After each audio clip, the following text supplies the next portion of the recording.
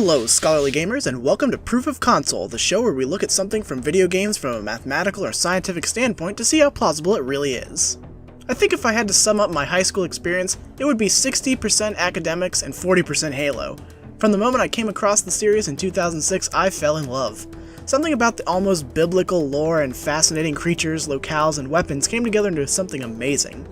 Naturally, all this game time got me wondering, does a megastructure with such strange shape even have the ability to survive in space? Do we have enough materials available to build one? That's what we'll be exploring on today's episode.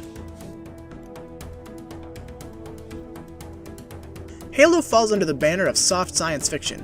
Rather than having a solid explanation of things with a basis in science fact, events occur and things exist because, science! Therefore, unlike our Mass Effect episode, figuring out how to build a Halo installation will be a bit trickier. Let's start with what the series tells us outright. These structures are 10,000 kilometers in diameter, 31.4 thousand kilometers all the way around, 318 kilometers wide, and 22.3 kilometers thick. There are 7 of them at the time of the series, but there were as many as 18 in years past. The Halo's creators, the Forerunners, created them to be both research facilities and super weapons, but for our purposes, we won't be focusing on those things. Still, the installations are made of a base material, then layered on top with soil, stone, fauna, flora, and water to house living specimens. Finally, every Halo is not floating out there randomly in space, but orbiting a gas giant, like Jupiter or Saturn. That's basically all we have in ways of solid information. If we wanted to find out just how feasible a Halo could be, we'll need to answer a few questions about it. What would it be made of? Do we have enough accessible materials to build it? Could it survive in space? And could living beings occupy it? The Halo universe is super extensive when it comes to lore, but most of it reads like a book of ancient stories, i.e. no specifics. All we know about an installation's structure is that it is made of a yet unknown alloy, or the sci-fi cop-out unobtainium. Let's instead assume that Halo rings are made of some alloy of steel. Now, steel is about 7 grams per cubic centimeter and is made of a cocktail of different elements: iron, carbon, and trace amounts of nickel and magnesium, depending on the kind of alloy we'd be creating. If we calculate the volume of a Halo using the specs we saw earlier, one structure is about 224 million cubic kilometers, or a lot of raw materials. We also know that Halo rings are not solid. There are probably millions of vents, doors, and access pipes for Sentinels to fly through. Let's instead assume that 50% of an installation is empty space, or 112 million cubic kilometers we have to worry about. If we wanted that much steel, we would need more material by weight than is available on Earth. In fact, this much iron and carbon could only be found by harvesting the entire asteroid belt. That means that a Halo ring would weigh 170 quadrillion kilograms.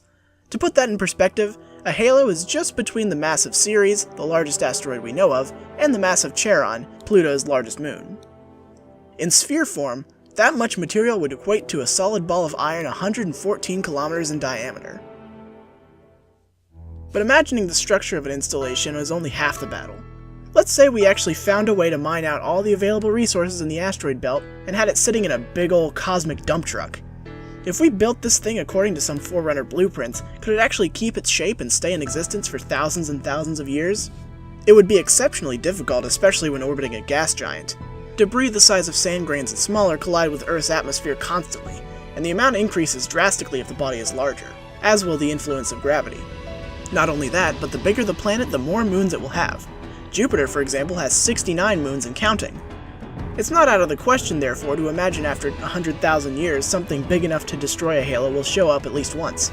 Let's not forget that a ring shape is much less stable than a sphere. Just look at Alpha Halo in the first game. There's no evidence of Halos having a force field or shield protecting it, so that's no excuse. Luckily, we don't need one. Halo's designers included the solution in the game setting, intentionally or otherwise. Installation 04 orbits the planet Threshold and would of course be susceptible to all the slings and arrows outer space has to offer, but it has a protector, the moon Basis, which is nearly twice the size of Earth. The relation of the Halo and moon is a special one because they exist on the same orbital path, at Lagrange Points. This occurs when 2 bodies orbiting a planet are spaced apart 60 degrees. At that angle, the body with a larger mass will attract more incoming debris by a lot than if there were only one in orbit. Thus, even though Alpha Halo would still be struck by a lot of space junk, Basis is big enough and at the right place to suck up all the truly dangerous stuff. So Halos can survive in space. The final question we have to answer is, can things actually live on it? Before we can even set foot on a Halo, we have to understand that it would be hit with a lot of radiation. Every planet in our solar system is large enough to generate a magnetic field, which protects it from harmful solar wind. Solar wind is basically just charged particles shooting out of a star, but that can take the form of dangerous ultraviolet light, which can slowly kill life. Magnetic fields also interrupt objects that don't have one. Jupiter's moon Io, for example, has more volcanic activity than any other moon in the solar system, and this is partially due to the harsh waves of magnetism that emanate from Jupiter. Luckily, the issue can be solved for a halo simply by running electrical cables through its interior. Since a magnetic field at its very base is just the movement of electrons, these cables could generate a miniature one. Our final problem is with gravity. Compared to other planets and moons we know of, a halo is very light, therefore gravity would pose an issue. Never mind the whole weird ring shape. But with the power of centripetal force, a spinning halo could create the illusion of gravity.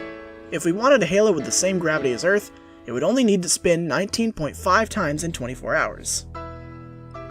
So could we feasibly build a halo? Though we have a lot more problems to solve than information given, I think that with the right circumstances, mining and building power, and of course funding, we could absolutely make it a reality. Now as for generating a subsonic blast that will annihilate every living being with a developed notochord within 3 radii of the galactic center, that remains to be seen. But we don't need something like that, at least not for another 500 years. Thanks for watching, and as always, if you have a question you want answered, leave it in the comments. Also in the comments, tell us, how long do you think it would take until we have the tools necessary to build a halo? Would you want to live on an installation like this, despite how completely different it is from Earth? Either way, I'll see you again for the next intriguing episode of Proof of Console.